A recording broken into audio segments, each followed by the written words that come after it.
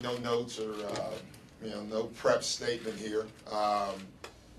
This last 3 or 4 days have been very difficult for everybody involved, and no matter what the race is, it's been difficult. And I thought Adam Silver today was fantastic. Personally, I thought he made a decision that really was the right one that had to be made.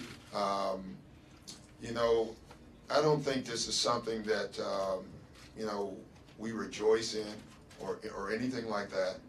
I told the players about the decision, and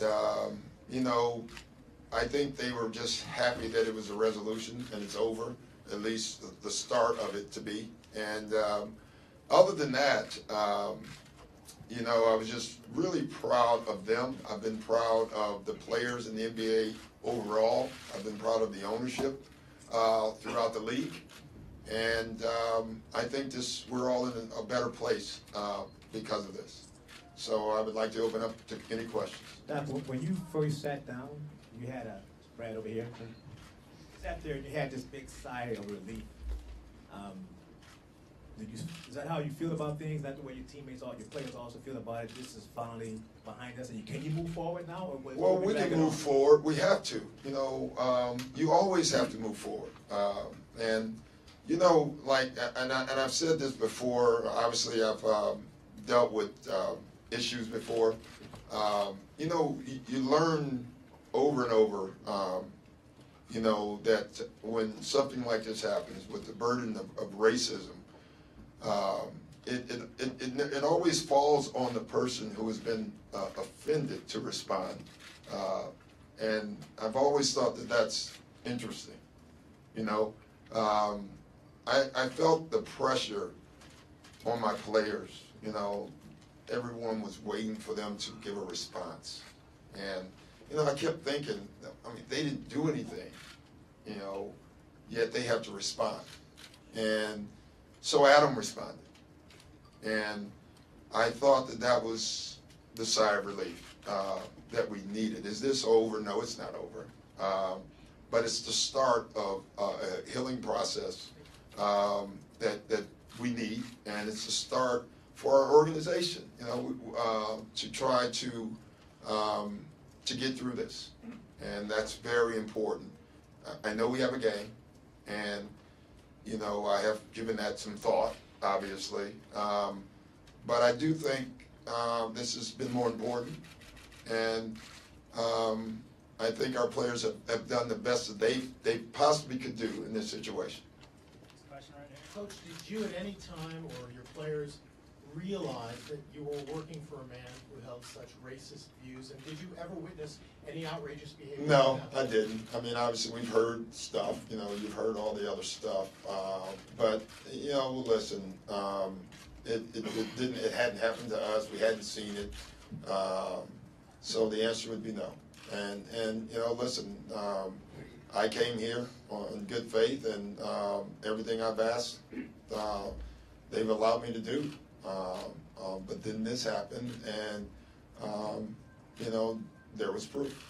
Doc, you had said at one point that you were a little ambivalent about next year and coming back to the Clippers. Mm-hmm. Does this decision kind of give you some clarity about going forth with the Clippers?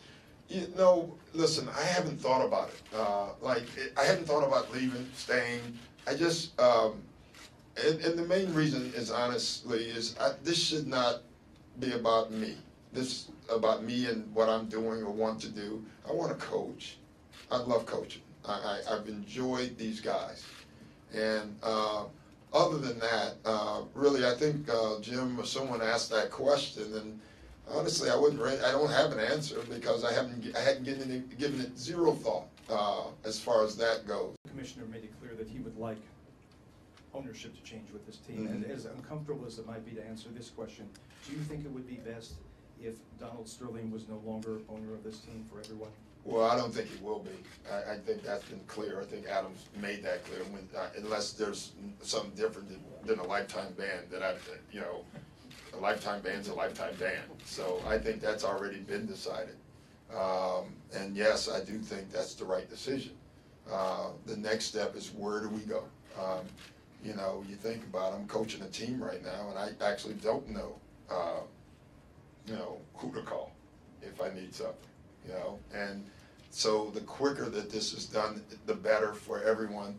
Having said that, it's going to take time, and we all have to be patient. And could I also ask you, just obviously the players, yourself, you are very wealthy men. At the same time, you're in a situation, you're working for a man who has these views. How insulting is it to you as a human being to be working for a man who expressed these views? Well, that's the difficult part, and that's over the last 3 or 4 days. That's been very difficult. You know, doesn't matter the wealth, to be honest.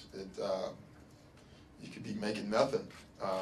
You want to work for someone that at least shares your values or respects them. They don't have to actually share them, but they have to respect them, and that's difficult. You know, and especially when you're working in a company that when you do your job, you have it on your chest. You know, I think that's hard.